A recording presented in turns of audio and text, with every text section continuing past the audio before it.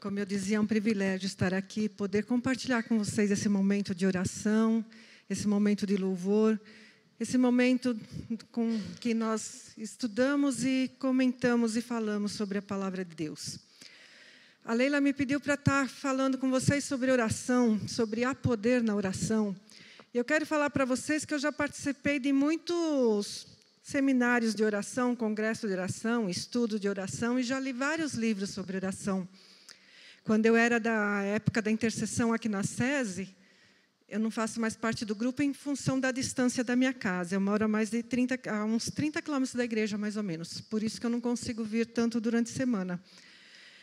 E a gente sempre tinha estudos sobre oração. A Leila lia livros e compartilhava conosco, ela mandava nos comprar livros, ela chamava pessoas para darem estudos para nós. Nós fizemos estudos com o pessoal de Santos, que esteve aqui, fazendo um estudo conosco sobre intercessão. Nós tivemos estudo com o pastor Massal, nós tivemos várias oportunidades de estudar sobre oração. Eu já fiz congresso com a pastora Neuza Etioca sobre intercessão. E todos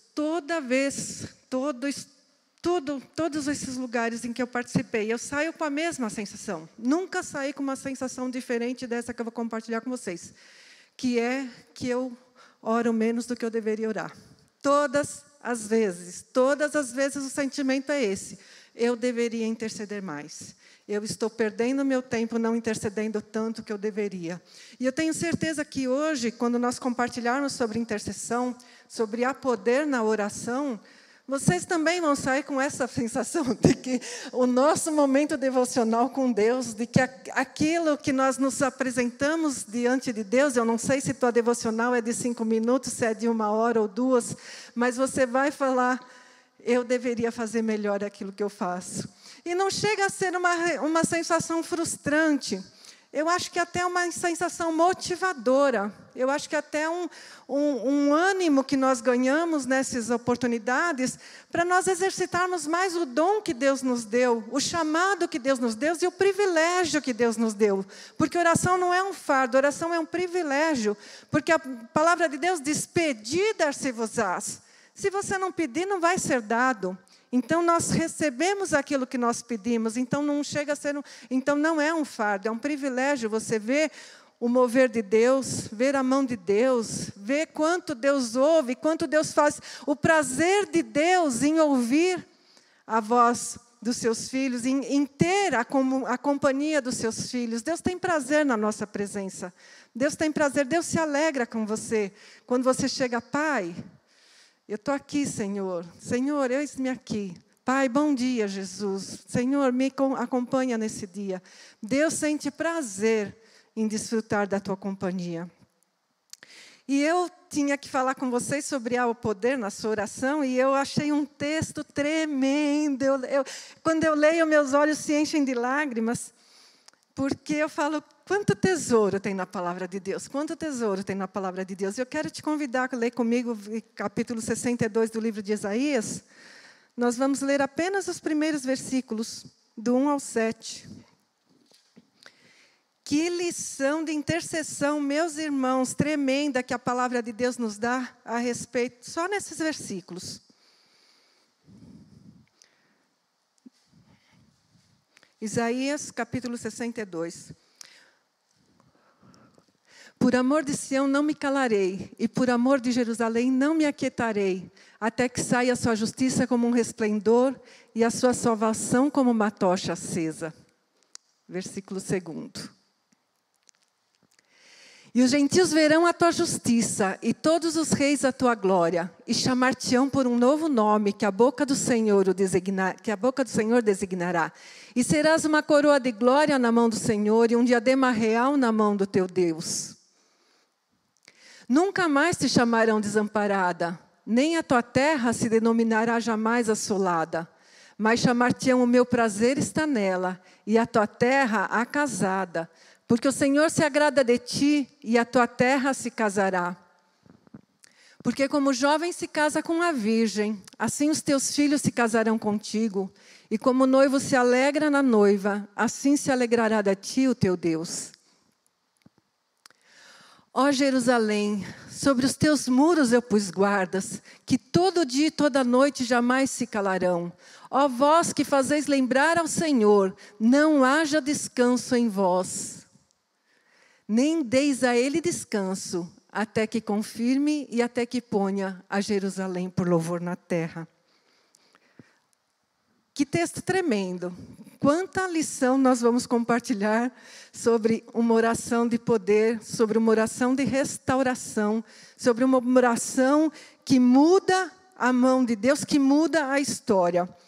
Porque quando o profeta estava falando esse texto, ele estava se dirigindo a uma Jerusalém desolada, a uma Jerusalém assolada, a uma Jerusalém que repudiada, digamos, pelo próprio Deus, porque o pecado do povo era tanto que Deus resolveu deixar Jerusalém à mercê dos seus inimigos. E o profeta Isaías se levanta e fala: você é amada do Senhor, você é bendita. Aqueles que vão olhar para ti, todos os reis virão e verão a tua glória. Os gentios vão falar: você não é mais desolada, mas você será amada, você será casada, você será a agraciada. Porque o Senhor se agradou de ti. E Jerusalém nada mais é aqui nesse texto, amados, do que um símbolo da igreja do Senhor. Jerusalém é o povo escolhido de Deus. Jerusalém é a nossa igreja. Jerusalém, nesse caso, é a minha vida e é a tua vida. Nós somos a Jerusalém do Senhor, nós somos o povo que Deus escolheu para o louvor do nome dEle.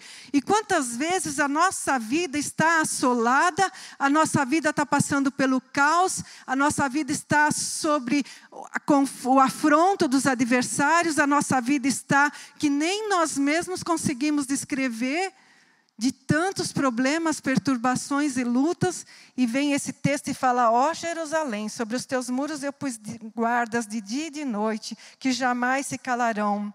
Nunca mais te chamarão desamparada, nem da tua terra desanimada, jamais. Mas chamar-te-ão, o meu prazer está nela. Chamar-te-ão de agraciada.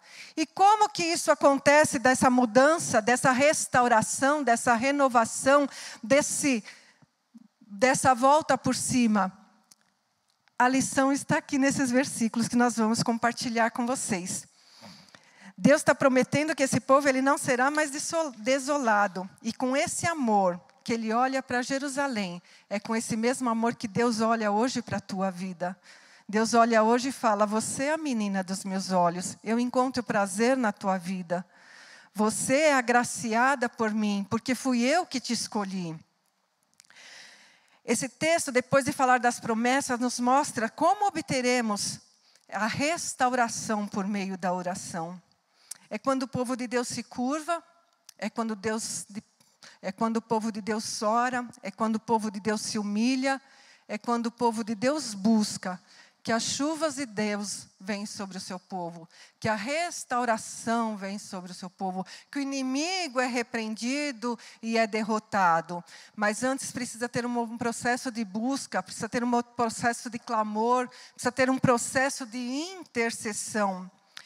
Quando Deus quer fazer uma obra na nossa vida, na nossa casa, na nossa igreja, é quando Deus começa a despertar o povo para a oração. Então, queridos, você não está aqui hoje por acaso. Você não veio para cá por acaso. Você veio hoje aprender sobre oração. Você participou dessa campanha de oração. Você tem participado desse mover de oração sobre a comunidade evangélica Senhor dos Exércitos, porque antes de você se despertar para isso, Deus estava querendo fazer uma obra no nosso meio. Deus já estava sonhando em fazer algo, fazer um mover, fazer algo diferente. Foi por isso que Ele nos moveu a estar fazendo o relógio de oração. Foi por isso que Ele nos moveu a estarmos orando.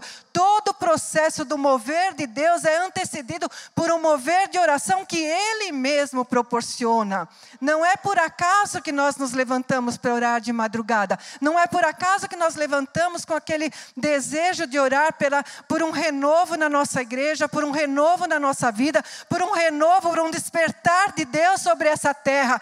Não é por acaso, o desejo começou no coração de Deus. E quando Deus quer fazer uma obra aqui na terra, Ele levanta os seus anjos, Ele levanta o seu povo, Ele clama ao povo para nós estarmos nos levantando e começarmos a interceder.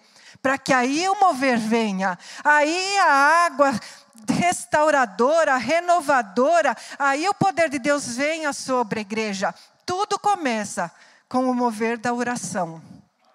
E as 7 lições que nós tiramos desse texto sobre oração. Em primeiro lugar, uma oração de restauração, uma oração de renovo, uma oração de mudança. Ela começa com expectativa. Vamos ver lá no início do versículo que diz assim: ó Jerusalém, sobre os teus muros eu pus guardas. Qual é o papel do guarda? As cidades antigamente, elas eram cercadas por muros e tinham as torres de vigia. E o guarda fazia o papel de atalaia.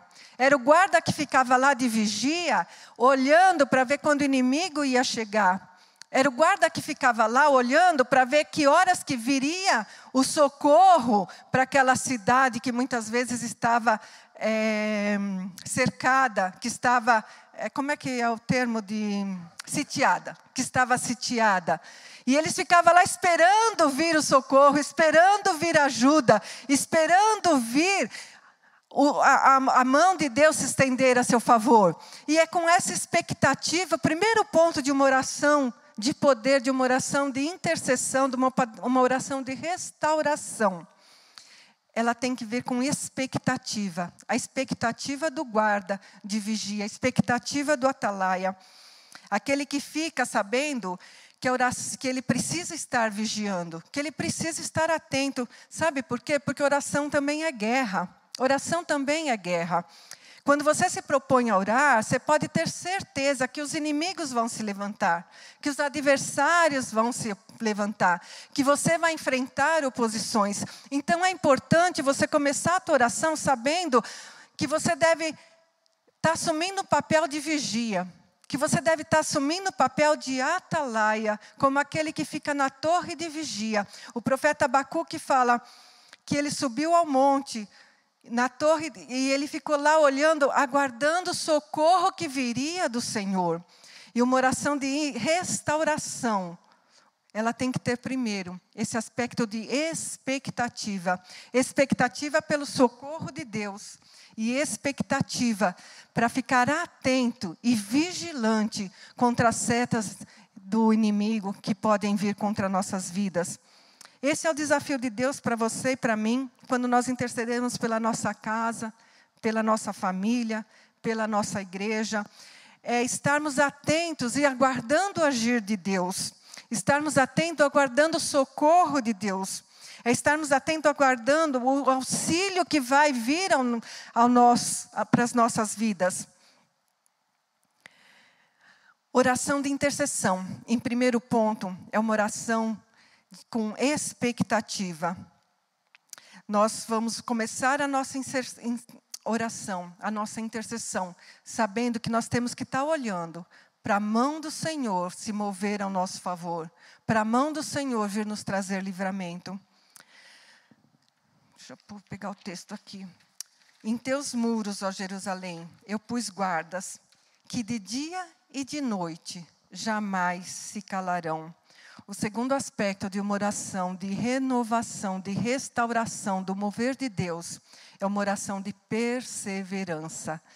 Sobre você, Jerusalém, eu pus guardas, que de dia e de noite. É uma oração perseverante. Vocês sabem qual é o problema nosso? Não é começar a orar. O nosso problema é continuar orando. Uma oração de renovação, uma oração de restauração. Em segundo ponto, ela tem que ter perseverança. perseverança. Segundo ponto de uma oração de renovação e de restauração. Jesus falou, orai sem cessar e não esmorecer, lá em Lucas 18. O apóstolo Paulo falou em 1 Tessalonicenses 5,17. Orai sem cessar. Eu pus guardas nos teus muros, Jerusalém, que não se cansarão.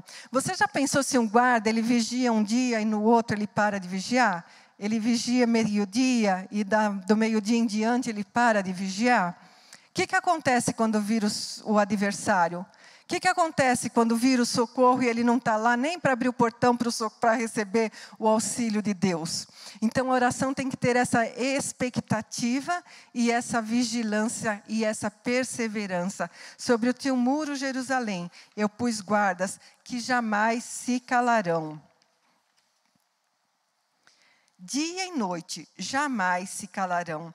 O terceiro aspecto de uma oração de renovação e de restauração, ela tem que ser fundamentada nas promessas nas promessas de Deus. Ó Jerusalém, sobre os teus muros eu pus guardas, que dia e noite jamais se calarão. Ó vós que fazeis lembrar ao Senhor, que fazeis lembrar ao Senhor. Agora eu quero te fazer uma pergunta, Deus precisa ser lembrado de alguma coisa? Será que Deus tem alguma amnésia crônica que a gente precisa... Deus, o Senhor lembra o que o Senhor falou? Deus, Senhor... Não é para Deus que está escrita essa palavra. É para mim, é para você. Deus, o Senhor lembra que o Senhor falou? Amanhã, Deus, o Senhor lembra que o Senhor me falou? Deus, o Senhor lembra que o Senhor me prometeu? Deus, não é Deus que precisa ser lembrado do que Ele prometeu para você. Você precisa estar clamando a Deus aquilo que Ele prometeu, para que você seja lembrado das promessas de Deus. O terceiro aspecto de uma oração de restauração é que ela é perseverante e que ela é fundamentada nas promessas de Deus. É uma oração fundamentada nas promessas de Deus. E o Dário me deu bronca, ele falou, não vai falar de mim, mas eu não resisto. Eu quero aproveitar a oportunidade. Eu orei muito tempo, queridos, falando, Deus, muda meu marido. Deus, muda meu marido. Deus, muda meu marido.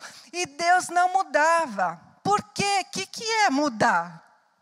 Que oração é essa? E eu aprendi num desses cursos de oração que eu tinha que orar a palavra de Deus. E à noite, quando o Dário estava dormindo, eu punha a mão na cabeça dele por anos. Bem-aventurado é o Eudário, que não anda no conselho dos ímpios, que não se detém no caminho dos pecadores, que não se assenta na roda dos escarnecedores. Antes, o prazer dele está na lei do Senhor, e de dia e de noite ele medita na lei do Senhor. Porque ele será como uma videira plantada junto às correntes de água, cuja folhagem não cai, e no devido tempo dará o seu fruto. E tudo que ele fizer prosperará. E eu orei essa palavra sobre a vida do Eudário. E hoje eu brigo com o Eudário, porque ele estuda demais a Bíblia. E eu fico... E quando ele vai pregar, eu quero aproveitar a oportunidade para falar aqui. Eu falei para ele, já que eu vou falar para o pastor, não pôr mais ele, porque eu fico sem marido em casa. Ele passa a semana estudando a Bíblia. Não vamos comer uma pizza? Não. Não posso. Não, fica quieta que eu estou estudando. E eu não resisto porque eu falo muito, eu não sei ficar em casa quieta. Se ele está em casa, eu estou falando. Aí ele me olha bravo. E não está dando certo essa história, sabe? Não está dando certo. Então, eu tenho que sair para ele estudar a Bíblia ou ele tem que sair para estudar a Bíblia, porque nós dois juntos não dá. Mas é resposta de oração. Eu plantei, eu colhi, eu não posso nem reclamar para Deus. Não posso, não tenho moral. Porque eu plantei e Deus respondeu, porque eu plantei a palavra. Uma oração de restauração, ela é fundamentada na palavra. Meu irmão, não vai orar para mudar, não vai orar para, eu quero um marido mais carinhoso. Onde está na Bíblia que teu marido tem que ser carinhoso? Ora, Deus, que eu quero um marido segundo o teu coração. Deus, eu quero uma mulher que seja uma mulher virtuosa, que ela tenha mais valor do que, eu esqueci o Provérbios, assim, qualquer coisa, 31, né? Eu esqueci agora, não vou falar. Mas ora essa palavra sobre a tua esposa. Ora sobre os teus filhos a palavra de Deus. Uma oração de restauração é uma oração que é firmada, que é fundamentada, que ela é embasada na palavra de Deus. É uma oração que Deus ouve, é uma oração que Deus atende. É uma oração que Deus tem prazer em atender. É uma oração que é fundamentada pela palavra de Deus. Sobre os teus muros, Jerusalém, eu pus guardas que de dia e de noite jamais se calarão. Ó vós que fazei lembrar ao Senhor, não haja descanso em vós. A quarta lição sobre uma oração de poder, sobre uma oração poderosa. Não haja descanso em vós. Não descansem. É uma oração ininterrupta, é uma oração infatigável. Queridos, orar cansa. Intercessão cansa. A gente vê Jesus no Getsemane, quando ele estava orando, ele estava suando. E um pouquinho mais à frente, a gente vê que Paulo estava lá na beira da fogueira, quando falaram, você é um deles, e ele negou Jesus. Por que ele estava na beira da fogueira? Porque era uma noite fria. Era uma noite fria e Jesus estava suando. Jesus estava suando e Jesus suava lágrimas e suava sangue. Porque ele estava num momento de intercessão profunda, porque ele sabia o que ele haveria de enfrentar. Então, a oração, ela mexe o nosso corpo, ela mexe com a nossa alma. Ana, quando estava intercedendo, sendo por um filho, o profeta Eli achou que ela estivesse embriagada. Porque ela estava clamando com todo o corpo. Ela não estava clamando com a mente. Ela não estava clamando com a boca. Ela estava toda se apresentando diante de Deus. Um aspecto de uma oração de restauração é que essa oração ela é fatigante, que ela produz um esgotamento físico.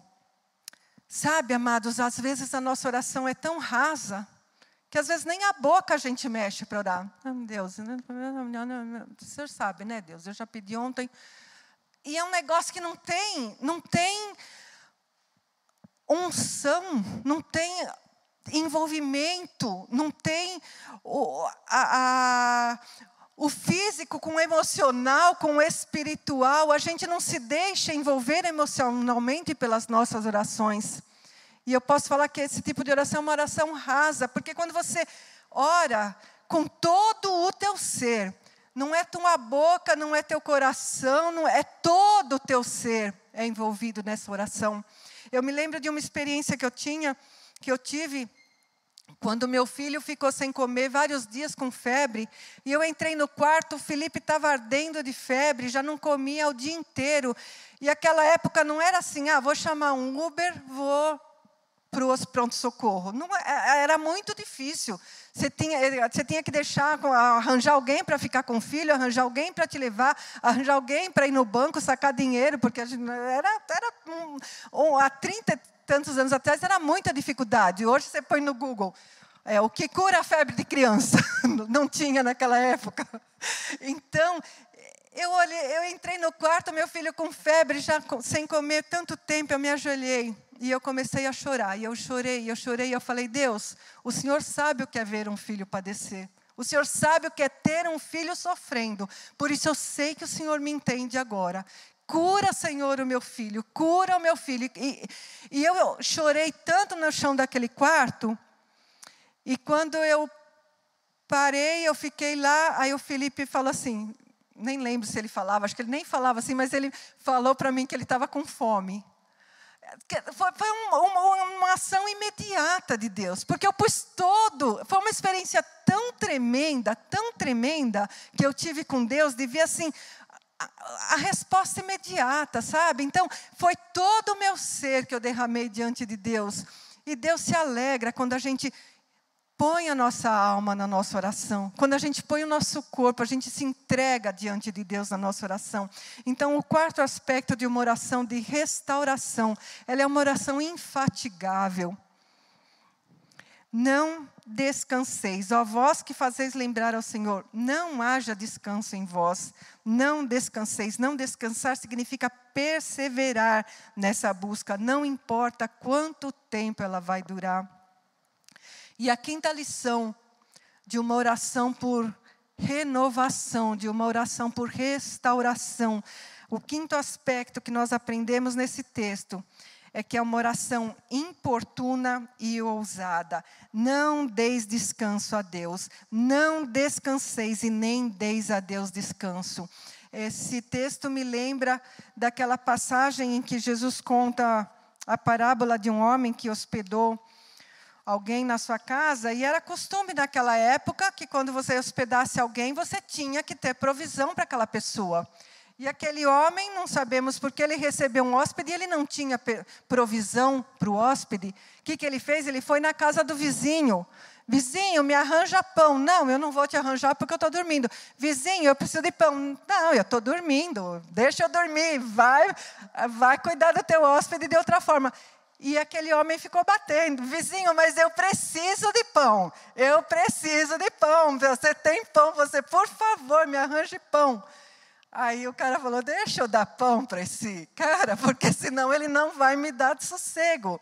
E é assim que tem que ser uma oração. Não deis a Deus descanso. Deus não precisa descansar, apesar da palavra de Deus nos fala que Deus descansou no 7º dia. Mas aqui o texto está ensinando, não deis a Deus descanso. Deus, o Senhor lembra o que o Senhor prometeu? Eu estou aqui. Deus, o Senhor prometeu, Deus, a tua palavra diz. Deus, o Senhor falou que meus filhos serão abençoados, Deus. Eu não estou vendo isso hoje na vida dos meus filhos. Deus, eu não criei filho para o mundo, Deus. Os meus filhos foram criados para o louvor da tua glória. Deus, os meus filhos são teus. Deus, não dá descanso, não dá descanso. Deus, a minha casa. Deus, a minha luta. Deus, a minha aprovação. Deus, o Senhor prometeu, o Senhor disse. A palavra de Deus não volta vazia. Então nós temos segurança para pedir, nós temos segurança para clamar, nós temos segurança para interceder, sabendo que Deus zela pela sua palavra. Deus zela pela palavra para cumprir. Então, quando Jesus foi assunto aos céus, ele falou aos seus discípulos que permanecessem unidos, que permanecessem unânimes no cenáculo, intercedendo. Ele não falou, fiquem uma semana, fiquem um mês, fiquem 10 dias. Ele falou, fiquem unânimes até que sobre vocês virá o Espírito Consolador. E eles ficaram, sabe, orando, orando, orando, orando, orando, até que sobre eles foi derramado o Espírito Santo. E eles puderam, e ali deu início à Igreja de Cristo.